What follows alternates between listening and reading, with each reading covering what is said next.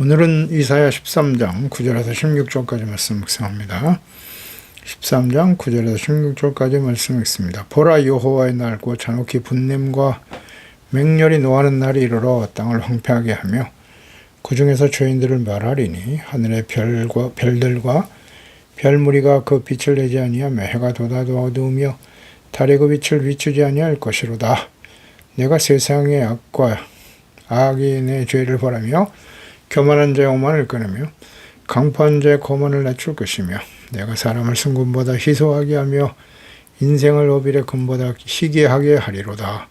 그러므로 나 만군의 여호와가 분하여 맹렬히 노하는 날에 하늘을 진동시키며 땅을 흔들어 그 자리에서 떠나게 하리니 그들이 쫓긴 노루나 모으는 자 없는 양같이 각기 자기 동족에게로 돌아가며 각기 본향으로 도망할 것이나 만나는 자마다 창에 찔리겠고 잡히는 자마다 칼에 엎드러지겠고 그들의 어린 아이들은 그들의 목전에서 매어침을 당하겠고 그들의 집은 노략을 당하겠고 그들의 아내는 욕을 당하리라. 아멘. 하나님의 심판의 대상이 되는 이유. 13장 말씀은 이스라엘의 주변 국가들에 대한 심판을 선포하는 예언의 말씀입니다. 왕이신 하나님을 버리고 사람이 왕이 되어 다스리는 나라를 만든 결과 북이스라엘과 유다는 왕이신 하나님께 돌아오지 않고 우상을 선택함으로써 하나님께서 아스루와 바벨론을 징계 도구로 사용하셔서 심판하셨고 이후에 연단의 과정을 거쳐 하나님의 나라와 정체성 회복을 이루실 것입니다. 특히 북이스라엘과 유다에 대한 심판의 도구였던 아스루와 바벨론에 대해서도 그들의 교만과 죄악으로 인해서 심판하실 것임을 선포하셨습니다. 그 첫 번째 대상이 교만의 상징인 바벨론입니다. 여호와의 날, 하나님께서 심판하시는 날이죠. 바벨론에 대한 심판의 예언은 BC 539년에 메데파사에 의한 바벨론의 멸망으로 실현되었습니다. 궁극적으로는 예수 그리스도의 출인과 재림을 통해서 일어날 마지막 심판과 연결되어 있습니다. 계시록 14장 8절에 또 다른 천사가 둘째 그 뒤를 따라 말하되 무너졌도다 큰 성 바벨론이여 모든 나라에게 그의 음행으로 말미암아 진노의 포도주를 먹이던 자로다 하더라. 예, 그렇습니다. 바벨론의 심판, 이것은 하나님과 예수 그리스도 복음을 대적할 교만한 세상에 대한 하나님의 심판을 보여주는 예언의 말씀이기도 합니다. 9절에 보라, 여호와의 날고 잔혹히 분냄과 맹렬히 노하는 날이 될 것이다. 그러니까 하나님께서 바벨론을 심판하기 위한 징계 도구인 강력한 날을 준비하시는 과정에 이어서 대적에 의해서 멸망을 당하게 될 바벨론의 참담한 모습이 기록되어 있습니다. 여호와의 날, 구약 성경 전체 핵심 주제죠. 성경에 나타난 하나님의 심판의 날입니다. 신약 성경에는 주의 날로 기록되어 있어요. 데살로니가전서 5장 2절에 주의 날이 밤에 도둑같이 이를 줄을 너희 자신이 자세히 알기 때문이라. 베드로후서 3장 10절에도 그러나 주의 날이 도둑같이 오리니 그날에는 하늘이 큰 소리로 떠나가고 물질이 뜨거운 불에 풀어지고 땅과 그 중에 있는 모든 일이 드러나리로다 라고 말씀하죠. 이것은 예수님의 재림과 심판의 날을 의미하는 거예요. 그러니까 구약 성경의 여호와의 날, 하나님의 공의의 심판이 이루어지는 날이고요. 신약 성경의 주의 날, 역시 예수님의 재림과 마지막 심판입니다. 그러니까 역사의 절대 주권자이신 하나님께서 역사를 주관하시면서 악을 심판하시고 하나님의 나라를 회복하시는 날, 그날이 바로 여호와의 날, 주의 날이 되는 것입니다. 네, 그 하나님의 심판 때에 그날은 잔혹하고 맹렬히 심판하시는 날이 될 것이라 하십니다. 이것은 인간의 감정적 분노가 아니라 거룩하신 하나님의 공의의 실현인 것이죠. 죄에 대한 하나님의 단호하신 심판, 그것이 하나님의 속성입니다. 이는 오래 참으신 사랑을 거부한 자들에 대해서 피할 수 없는 하나님의 공의입니다. 심판의 대상은 바벨론인데요. 하나님과 그의 백성들을 하나님은 멸시하고 무시했죠. 그리고 백성들을 잔혹하고 맹렬히 공격하여 심판은 그들에게 행한 대로 갚아주시는 하나님이십니다. 10절에도 하늘의 별들과 별무리가 그의 빛을 내지 않고 해가 돋아도 어두울 것이다. 달의 빛을 비추지 않을 것이라 말씀하시네요. 하나님의 심판의 날은 어둠의 날이 될 것이다. 에스겔 32장 7절에도 보면 내가 너를 불 끄듯 할 때에 하늘을 가리어 별을 어둡게 하며 해를 구름으로 가리어 달이 빛을 내지 못하게 할 것이라고 말씀하셨죠. 아모스 5장 18절 역시 화 있을진저 여호와의 날을 사모하는 자여 너희가 어찌하여 여호와의 날을 사모하느냐 그날은 어둠이며 빛이 아니다 라고 말씀하셨어요. 그날이 하늘의 별도 빛을 잃고 해와 달도 더 이상 빛을 비추지 않을 것이다. 해와 달, 별, 빛남이 이 세계에 대한 하나님의 은혜와 자비를 의미하는 것이라면 어둠의 지배는 하나님의 분노와 심판을 의미하는 것이라 하겠습니다. 이 공의의 심판의 그 어두움은 그리스도께서 십자가에서 못 박히셨을 때 갈보리에서도 그대로 일어났습니다. 마태복음 27장 45절이죠. 예수님 십자가에 못 박혀 돌아가실 때 제6시로부터 온 땅의 어둠이 임하여 제9시까지 계속되더니 그랬어요. 예수께서 인류의 모든 죄를 짊어지시고 십자가에서 하나님의 공의의 심판을 받으실 때 그 심판의 날이기 때문에 어둠이 임한 것입니다. 마지막 심판 때도 나타납니다. 마태복음 24장 29절에 그날 환란 후에 즉시 해가 어두워진다 그랬어요. 달이 빛을 내지 아니하며 별들이 하늘에서 떨어지며 하늘의 권능들이 흔들릴 것이다. 요한계시록 마지막 심판이 이제 구체적으로 일어날 때 6장 12절 이하에 내가 보니 6째인을 떼실 때에 큰 지진이 나고 해가 검은 털로 짠 상복같이 검어진다. 해가 검어진대요. 달은 온통 피같이 될 것이고 하늘의 별들이 뭐가 넘어가 대풍이 흔들려 설익은 열매가 떨어지는 것 같이 땅에 떨어진답니다. 별이 땅에 떨어지면 어떻게 될까요? 하늘은 두루마리가 말리는 것 같이 떠나가고 각 산과 섬이 제자리에서 옮겨진답니다. 당연하겠죠. 네, 운석이 땅에 큰 별이 떨어진다고 생각해 보세요. 지구는 모든 환경이 파괴되고 천재지변이죠. 하나님의 질서가 무너지는 거예요. 모든 지구에 사는 생물들이 인간을 포함한 모든 피조물들이 자리를 옮기게 되겠죠. 생명에 엄청난 위협이 찾아올 것입니다.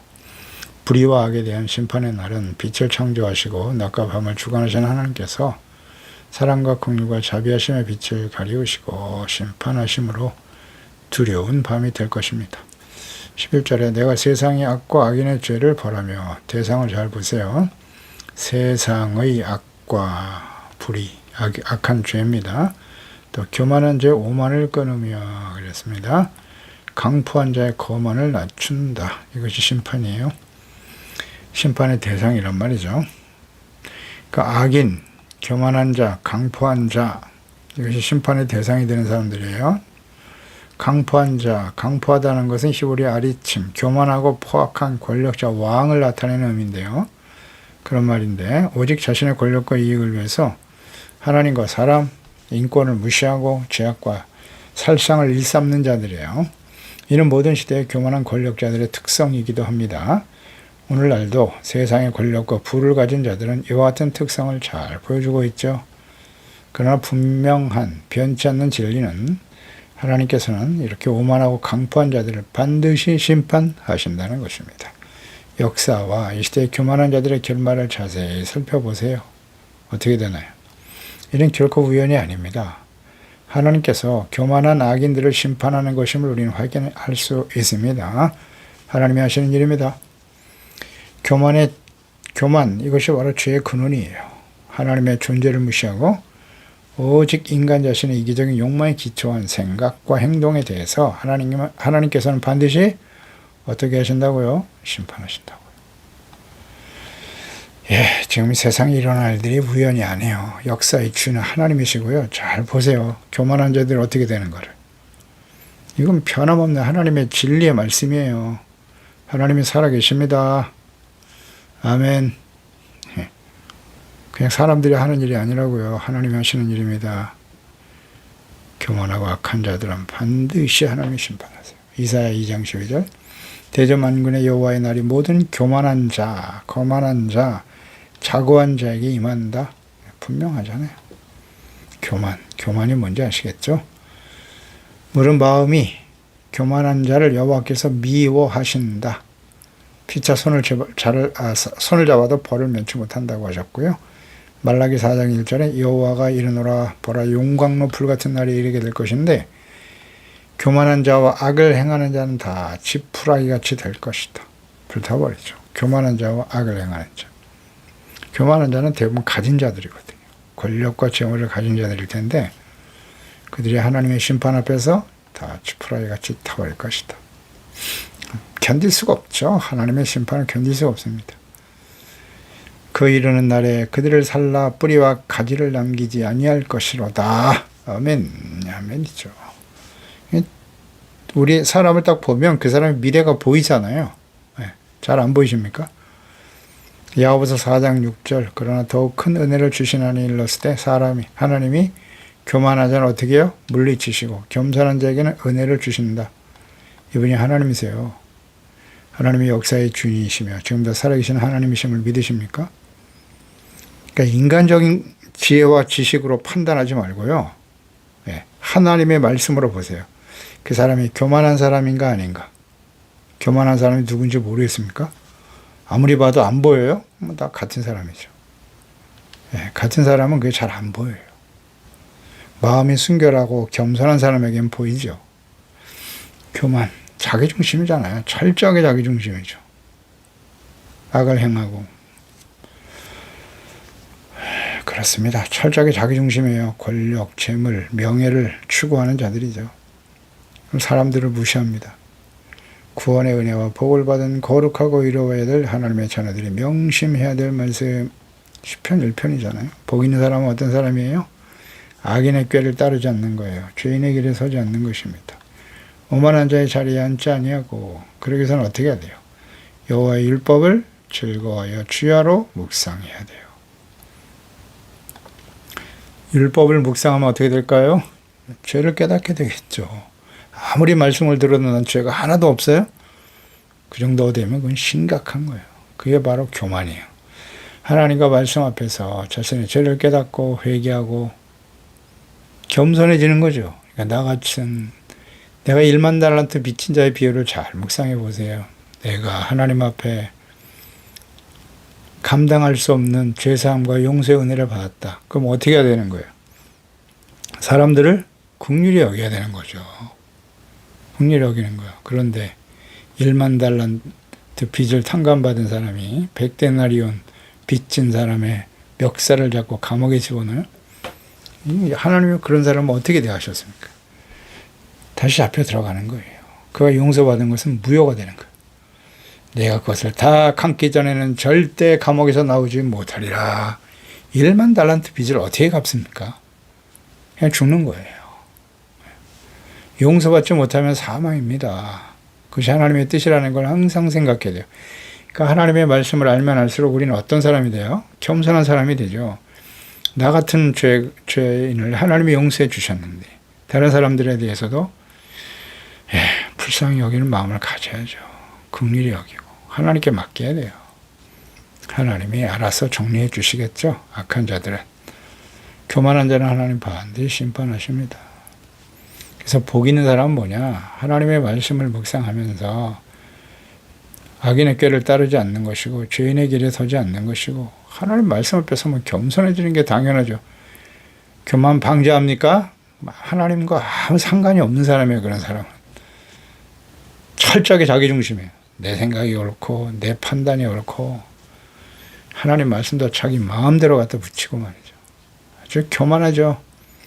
12절에 내가 사람을 승금보다 희소하게 하며 인생을 오빌의 금보다 희귀하게 하리로다. 무슨 의미의 말씀인가요? 뭐 그렇게 어렵진 않죠. 하나님의 심판의 결과로 인구가 급속히 감소될 것이라는 뜻이고요. 이 희귀함을 금에 비교하셨는데요. 금은 값비싼 만큼 수가 많지 않죠. 순금, 오빌의 금보다 희귀하다. 하나님의 말씀대로 바벨론과 대적들은 하나님의 심판을 받아서 그 수가 급속히 줄어들어서 역사 속에 이제 결국 완전히 사라져 버리죠. 그러나 언약의 백성 이스라엘은 바벨론 심판 이후에 다시 회복되어 예루살렘으로 돌아왔습니다. 그리고 예수님을 버리고 십자가 못 박은 이스라엘 역시 로마에 의해서 멸망을 당한 후에 2000년의 시간이 지난 후 다시 회복되죠. 이것이 하나님의 영원한 언약 때문이에요, 이스라엘은. 그래서 이 시간은 2000년의 시간이 지금 지났는데요. 이 시간은 이방인들의 복음을 듣고 믿어 구원받는 시간이고요. 이스라엘이 회복된 것은 이제 마지막 기회를 주고 계시는 거예요. 이스라엘 회개하고 예수 그리스도를 믿을 수 있도록. 근데 아직도 이스라엘은 크리스천이 0.5%도 안 되죠. 전쟁을 통한 심판과 인구 감소에 대해서 주님이 말씀하신 거고요. 13절에 그러므로 나 만군의 여호와가 분하여 맹렬히 노하는 날이다. 이것이 여호와의 날인데요. 하늘을 진동시키시고 땅을 흔드신다고 하셨어요. 그 자리에서 떠나게 한다. 이 하나님의 심판이 무섭죠. 하늘이 떨리고 땅이 흔들리는 전 세계적인 격변이 일어날 최후의 심판을 연상시키기도 하죠.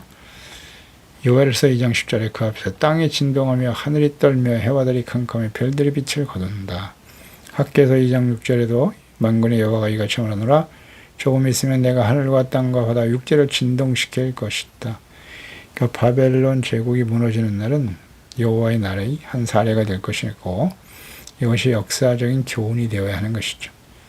예수 그리스도의 초림과 재림을 통해서 악하고 배역하고 교만한 세상이 하나님의 공의에 무서운 심판이 임할 것이고 거룩한 새 예루살렘, 새 하늘과 새 땅, 하나님의 거룩한 나라가 세워지게 될 것입니다. 이것이 주님의 간절한 뜻이에요. 땅을 흔들어 그 자리에서 떠나게 하신다 하셨는데요. 계시록 6장 12절 이하에 보니 내가 보니 6째 인을 뗄 때 큰 지진이 나고 해가 검은 털로 짠 상복같이 검어지고 달은 피같이 된다고 하셨잖아요. 그리고 하늘의 별들이 뭐가 나면 대풍에 흔들려 떨어진 열매처럼 땅에 떨어집니다. 그리고 두루마리가 말리는 것 같이 떠나고 각 산과 섬이 제자리에서 옮겨질 것이다. 이런 말씀. 또 계시록 16장 17절 20절에도 이어지죠. 7째 천사가 대접을 공중에 쏟는데 번개와 음성, 우레소리가 있고 큰 지진이 있어. 그랬어요. 얼마나 큰지 사람이 땅에 있어온 이래로 이같이 큰 지진이 없을 것이다. 큰 성이 세 갈래로 갈라지네요. 큰 성 바벨론 하나님 앞에 기억하신 바되어 맹렬한 진내 포도주를 받게 될 것이고 각 섬도 없어지고 산악도 온데간데 없어지더라. 산이 없어진대요. 섬이 없어지고 하늘에서 별이 떨어지면 엄청난 쓰나미가 일어날 것이고 섬들이 사라지겠죠. 이것이 이제 곧 있을 심판의 모습이에요. 무슨 상징이 아니라요. 진짜 일어날 일이에요. 바로 일어납니다. 이제 이 기회를 놓치면 안 돼요. 그래서 하나님과 그리스도의 구원을 거부하고 땅에 속해 살아가는 자들이 받을 심판이 이와 같을 것입니다. 골로새서 3장 2절 이하를 볼까요? 위의 것을 생각하고 땅의 것을 생각하지 마라. 죄사함받고 용서받고 의롭다함을 하나님의 자녀들이라면 말이죠. 이는 너희가 죽었고 내 생명이 그리스도와 함께 하나님 안에 감추어졌다. 우리의 생명이신 그리스도께서 나타나실 그때에 재림하시는 날이잖아요. 너희도 그와 함께 영광 중에 나타나게 될 것인데 그러므로 땅에 있는 지체를 죽여라. 그러므로 그랬잖아요. 그리스도께서 나타나실 때 그 영광 중에 함께 서게 될 사람이 누구예요? 그 진정한 우리의 소망이라면 땅에 있는 지체를 죽여야 된다. 땅에 있는 지체는 뭡니까? 곧 음란, 부정, 사욕, 악한 정욕, 탐심은 곧 우상숭배다. 아멘입니다. 이것들로 말미암아 하나님의 진노가 임한다. 음란과 부정, 사욕, 사사로운 욕심이죠. 악한 정욕, 탐심. 이것 때문에 다 망하는 거예요. 이게 다 교만과 연결되어 있죠. 그래서 하나님의 말씀을 묵상하면서 우리 마음속에 아직도 존재하는 땅에 있는 지체잖아요. 그러니까 우리가 육체를 가지고 이 땅에 살아가는 동안에는 피할 수 없는 거예요. 끊임없이 우리 가운데 영향을 주고 있지 않습니까? 옛사람의 모습이죠. 여기서 완전히 자유함을 얻으셨나요? 아니요가 정답입니다. 나는 예수 믿고 구원받았으니까 이러한 음란, 부정, 사욕, 악한 정욕과 탐심이 내 마음속에 없다고요? 거짓입니다. 그런 게 바로 교만이에요. 항상 우리 가운데 영향을 주고 있습니다. 버려야죠. 부지런히 회개하고 씻음받고 용서받는 일에 힘써야 되는 거예요. 예수 그리스도가 진심으로 이 땅에 오실 것이고 마지막 심판이 이 땅에 쏟아질 것을 안다면, 믿는다면 어떻게 해야 할까요? 어렵지 않아요. 회개하라. 악한 원수 마귀와 싸우는 거예요. 마귀가 하는 일은 육신의 정욕, 안목의 정욕, 이 세상의 자랑, 우상숭배잖아요. 그게. 음란, 부정, 악한 정욕, 탐심에 빠지게 만드는 거예요. 사탄이 하는 일이잖아요. 여기에 다 넘어가죠? 넘어갑니다. 그것도 분별력이 없이 그냥 그러한 자들을 무분별하게 따라다니잖아요. 그 이단을 따르는 사람들 보세요. 거짓 목사들을 따라다니는 사람들 보세요. 유유상종이기 때문에 유유상종. 분별력이 없어요. 제국의 전성기에 바벨론은 각처에 몰려든 수많은 사람들로 인해서 인산인해를 이루고 있었죠. 그런데 14절에 보니까 쫓긴 노루나 모으는 자 없는 양같이 각기 동족에게로 돌아가고 본향으로 도망칠 것이다 그랬어요. 그 많은 사람들이 하나님의 심판으로 멸망을 당하게 될 때 거대한 군중들이 썰물처럼 빠져나갈 것이다. 이런 현상을 위험에 처해서 혼비백산하며 사방으로 도망치는 노루와 한번 흩어지면 다시 모일 줄 모르는 양떼 비유하여 설명하셨네요. 아주 분명하게 이해가 되죠. 15, 16절에 만나는 자마다 창에 찔릴 것이다. 잡히는 자마다 칼이 엎드러지고 칼, 전쟁. 하나님의 전형적인 심판의 방법이에요. 전쟁, 칼과 기근과 전염병이에요. 그들이 이처럼 사력을 다해서 도망갈 수밖에 없는 이유는 성읍에 남아있다가 붙잡히는 날에는 잔인하게 죽임을 당할 것이기 때문인데 도망쳐도 결국 그곳에서 또 칼에 맞아 죽을 수밖에 없을 것이다. 그러니까 바벨론을 침략하게 될 하나님의 심판의 도구인 그 군사들의 만행이 잘 나와 있네요. 모든 사람들이 예외 없이 살육과 침탈의 대상이 될 것이다. 심지어 방어 능력도 없는 어린아이들마저 16절이죠. 그들의 어린아이들은 그들의 목전에서 매어침을 당할 것이고 집은 노략당하고 그들의 아내는 욕을 당한다. 가정과 그렇게 소중하게 여기던 모든 재물도 집도 다 빼앗기고 가족들마저 어린아이들마저 죽어버린다. 부모들이 보는 앞에서 말이죠. 호세아 13장 16절에 사마리아가 그들의 하나님을 배반하였으므로 형벌을 당하여 칼에 엎드러지는데 그 어린아이는 부서뜨려지고 아이벤 여인들은 배가 갈라질 것이다. 이런 말씀하시잖아요. 북이스라엘 하나님의 백성들도 돌이키지 않으면 이렇게 되는데 교만한 바벨론이야 얼마나 더 큰 심판을 당하겠습니까? 악하고 악을 행하고 돌이키지 않은 언약의 백성 이스라엘에 대해서 아스라 바벨론 군대가 행한 일에 대해 그대로 갚아주시는 거죠. 행한 대로 갚아주신다. 잔혹한 악행을 일삼고도 힘있는 자들이 연약한 나라와 백성들을 침탈하고 죽이는 일들을 정당하다고 생각하지만 결국 그 교만과 악을 행한 자들은 동일한 결말을 맞이하게 될 것입니다. 역사의 주권자이시고 주인이신 하나님께서 살아 계시기 때문입니다. 아멘입니다. 하나님 살아 계셔요. 다 아십니다.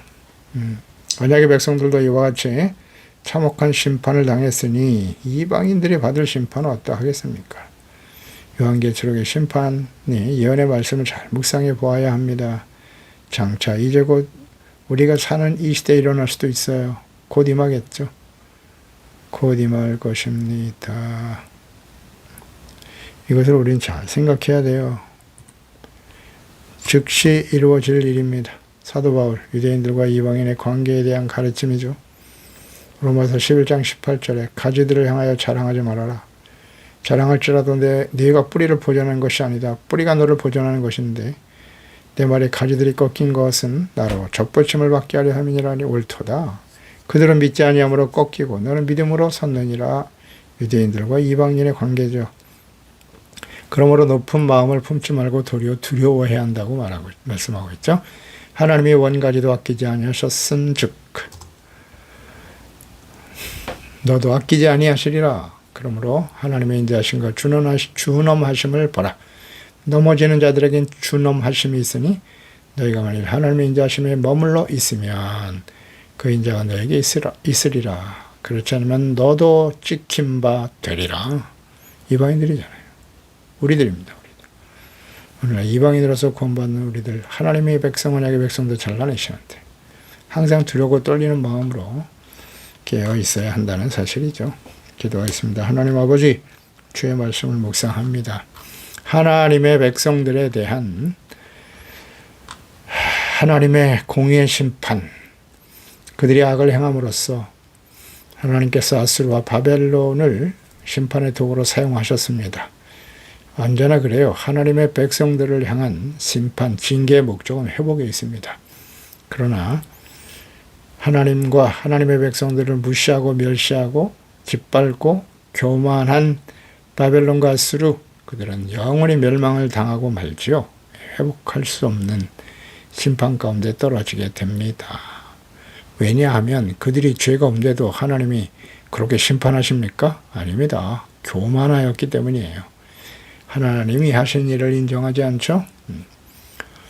자신의 욕망과 힘을 자랑하고 지혜와 지식과 능력을 자랑하고, 하나님이 없는 세상 사람들은 다 그래요. 그런 게 교만이에요. 철저하게 자기중심이죠. 그런데 어째 하나님의 자녀들이 멸망을 향해 달려가는 세상 사람들의 모습을 본받아서 교만하고 악하게 살아가겠습니까? 그래서 항상 겸손해져야 됩니다. 하나님의 말씀을 주야로 묵상하면서 우리가 죄인의 길에 서지 않게 하시고 오만한 자의 자리에 앉지 않게 하시고 높은 마음을 품지 말고 항상 두렵고 떨리는 마음으로 주님 앞에서 회개하고 돌이키고, 악한 원수 마귀와의 싸움이에요. 땅에 있는 지체를 죽여야 됩니다. 음란, 부정, 사욕, 탐심, 이 탐심이 바로 우상 숭배입니다. 우리 마음속에 이런 우상을 다 제거해 주시고 순결하고 깨끗한 마음으로 의와 거룩함과 진실함으로 준비하는 주님 오신 날까지 허물없이 우리 자신을 지켜 영광스러운 모습으로 주님을 맞이할 수 있는 저희들이 되게 하여 주시옵소서. 예수님의 이름으로 기도드리옵나이다. 아멘.